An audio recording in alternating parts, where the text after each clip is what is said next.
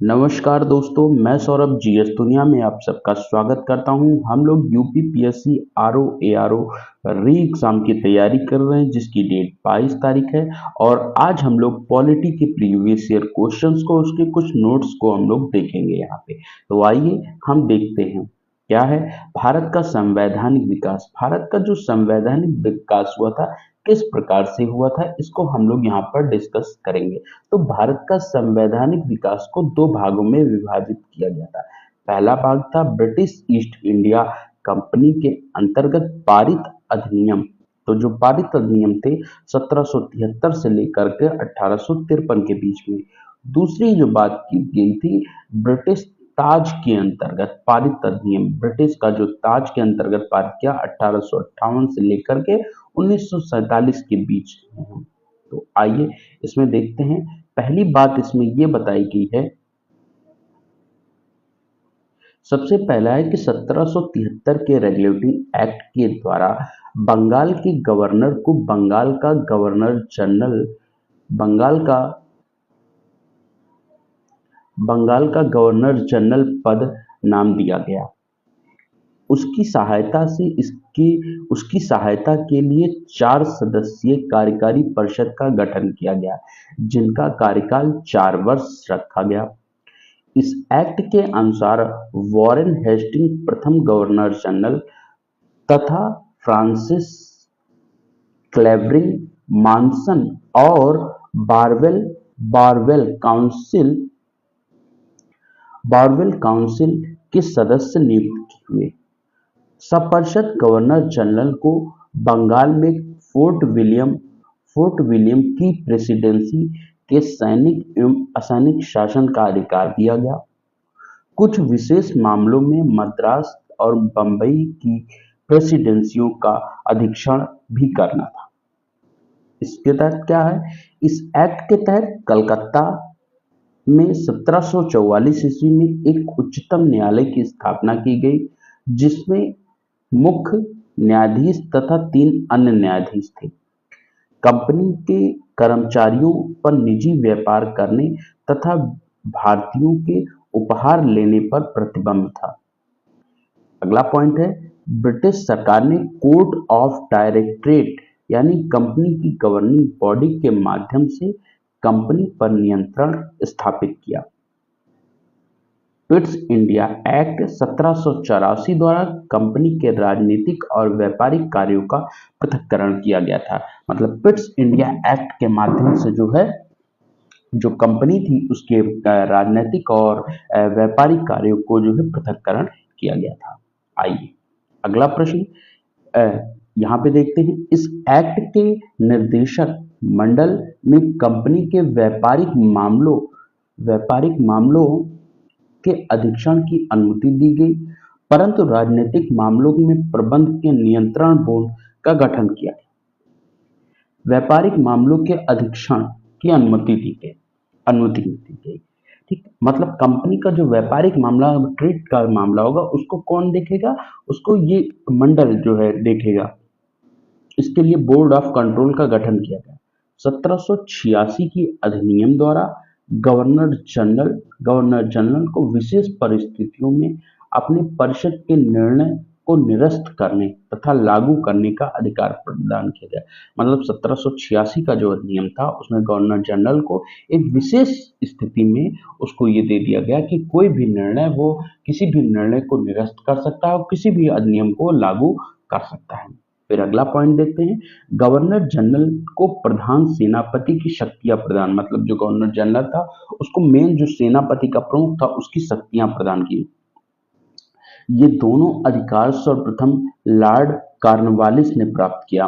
मतलब governor general को जो शक्तियां देने का अधिकार था और निर्णय लेने का, ये दोनों अधिकार सबसे पहले कॉर्नवालिस को प्राप्त हुआ। 1793 के चार्टर एक्ट के अंतर्गत कंपनी के अधिकारों को 20 वर्षों के लिए बढ़ा दिया गया। 1813 का जो चार्टर एक्ट द्वारा पहली बार भारतीयों में शिक्षा में प्रति वर्ष 1 लाख रुपए का खर्च का उपबंध किया गया। मतलब 1813 का जो चार्टर एक्ट था उसमें पहली बार क्या किया कि शिक्षा यानी जो एजुकेशन था उस पर क्या 1 लाख रुपए के व्यय की बात की गई थी। फिर कंपनी ने भारतीय व्यापार में एकाधिकार समाप्त कर दिया। मतलब कंपनी ने जो कंपनी ईस्ट इंडिया कंपनी उसने भारत में एकाधिकार की मतलब एक ही व्यक्ति का अधिकार यहाँ पर नहीं होगा। यद्यपि उन्होंने चीन के साथ तथा चाय के व्यापार का एकाधिकार नहीं समझ मतलब चीन के साथ व्यापार करने पे एक व्यक्ति कर सकता है और उसके बाद चाय का भी जो अधिकार था चाय का व्यापार था उसको भी एक अधिकार बना रहा मतलब कि वही करेंगे वही उस पे जो है व्यापार करेंगे उसके साथ जो है। आइए नेक्स्ट प्रश्न पे चलते यहाँ पे देखते हैं 1813 का जो चार्टर एक्ट द्वारा बंगाल के गवर्नर जनरल 1813 के चार्टर एक्ट बंगाल के गवर्नर जनरल को संपूर्ण भारत का गवर्नर जनरल बना दिया गया। 1813 का जो चार्टर एक्ट है उसमें बंगाल का जो गवर्नर जनरल था उसको भारत का संपूर्ण गवर्नर जनरल बना दिया गया। चार्टर एक्ट की धारा 87 के अनुसार कोई भी भारतीय केवल धर्म, जन्मस्थान, वंश, वर्ण के आधार पर सरकारी सेवा के लिए अयोग्य नहीं समझा जाएगा। मतलब यहाँ बता दिया गया कि कोई भी व्यक्ति जन्म हो, वंश हो, वर्ण के आधार पर उसको सरकारी अगर कर्मचारी के रूप में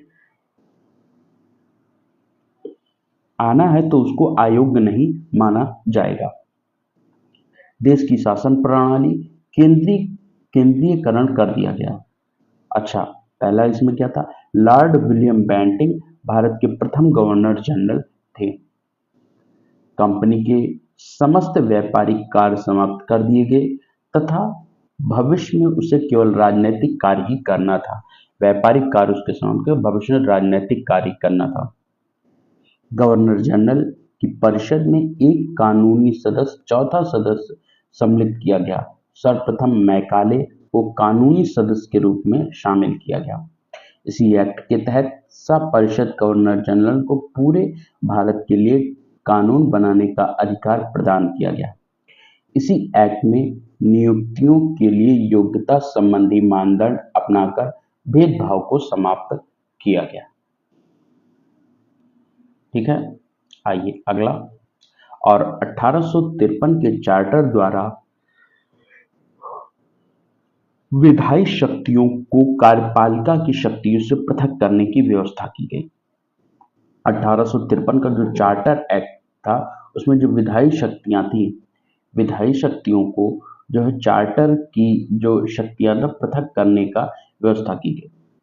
अब विधि निर्माण हेतु भारतीय केंद्रीय विधान परिषद की स्थापना की गई और सिविल सेवकों की भर्ती एवं चयन हेतु खुली प्रतियोगिताओं का शुभारंभ किया गया। मतलब सिविल सेवकों की जो भर्ती थी और चयन के लिए खुली प्रतियोगिताओं का शुभारंभ किया गया।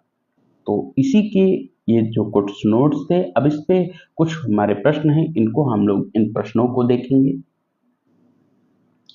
आइए पहला प्रश्न है, निम्नलिखित में से किस अधिनियम में कलकत्ता में सर्वोच्च न्यायालय की स्थापना का प्रावधान किया गया था? Option A regulating act 1773, option B Pitt's का भारत अधिनियम 1784, चार्टर एक्ट 1813, चार्टर एक्ट 1833। तो देखिए यहाँ बात की गई है कि किस में, तो जो यहाँ पर जो कलकत्ता में सर्वोच्च न्यायालय की स्थापना रेगुलेटिंग एक्ट 1773 के अंतर्गत की गई है। रेगुलेटिंग एक्ट 1773 के अंतर्गत इसमें कलकत्ता में क्या होगा, एक सुप्रीम कोर्ट होगा, एक क्या होगा सुप्रीम कोर्ट होगा, प्रावधान किया गया। और इसके पहले जो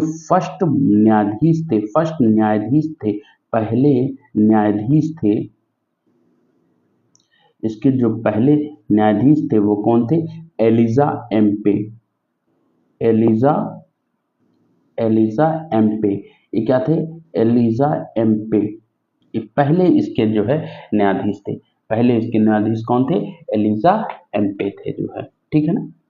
आइए हम अगले प्रश्न की तरफ चलते हैं और हमारा अगला प्रश्न है यहाँ पर की सूची 1 तथा सूची 2 को सुमेलित कीजिए तथा सूचियों के नीचे दिए गए कूट से सही उत्तर का चयन कीजिए। पहला है नियंत्रण परिषद की स्थापना, नियामक अधिनियम 1773। दूसरा है सर्वोच्च न्यायालय की स्थापना, पिट्स का भारतीय अधिनियम 1784। तीसरा है इंग्लिश मिशनरियों का भारत, चार्टर अधिनियम 1813 में कार्य करने की अनुमति। चौथा है गवर्नर जनरल की परिषद में, चार्टर अधिनियम 1833 में कानून सदस्य की नियुक्ति। तो देखिए जो नियामक अधिनियम है इसमें जो नियामक अधिनियम की बात की गई है वो 1773 सर्वोच्च न्यायालय की स्थापना है।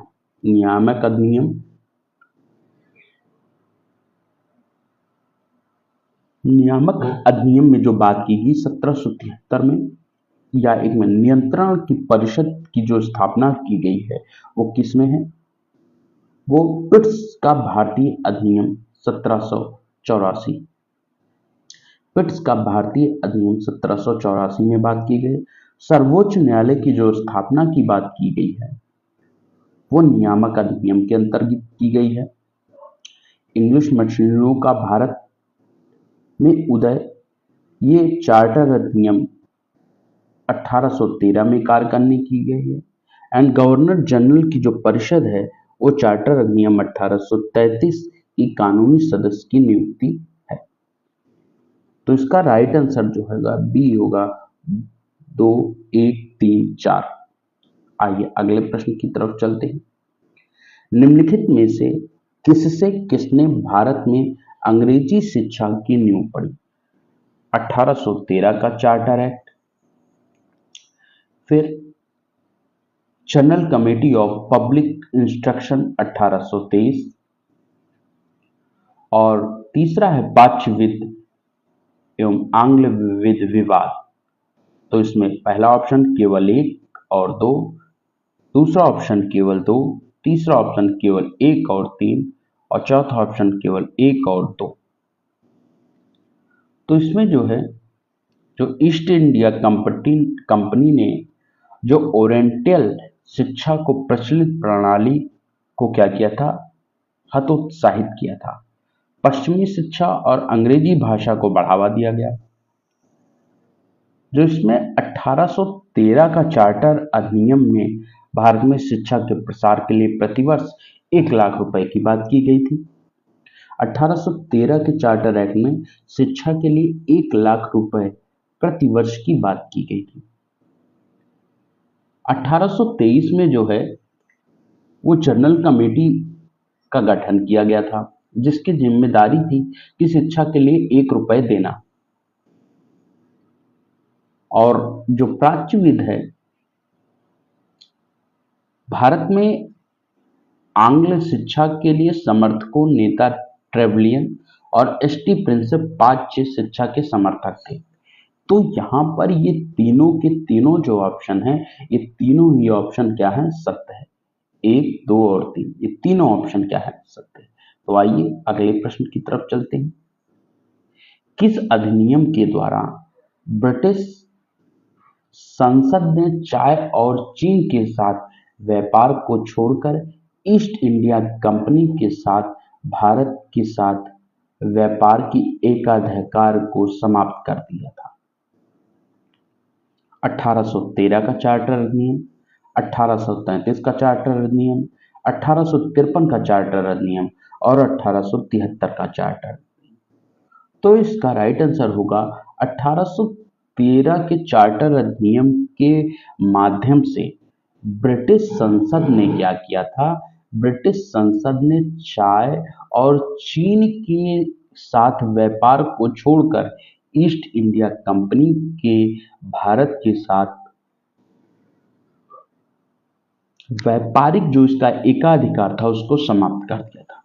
जबकि 1833 में चार्टर एक्ट अधिनियम था उसमें व्यापारिक कार्य ही समाप्त कर दिए गए थे। तो इसका जो राइट ऑप्शन होगा 1813 का चार्टर अधिनियम। आइए अगला प्रश्न की तरफ चलते हैं।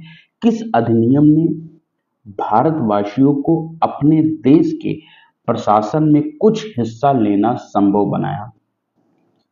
Charter act 1833, charter act 1853, government of India act 1858, Indian council act 1861।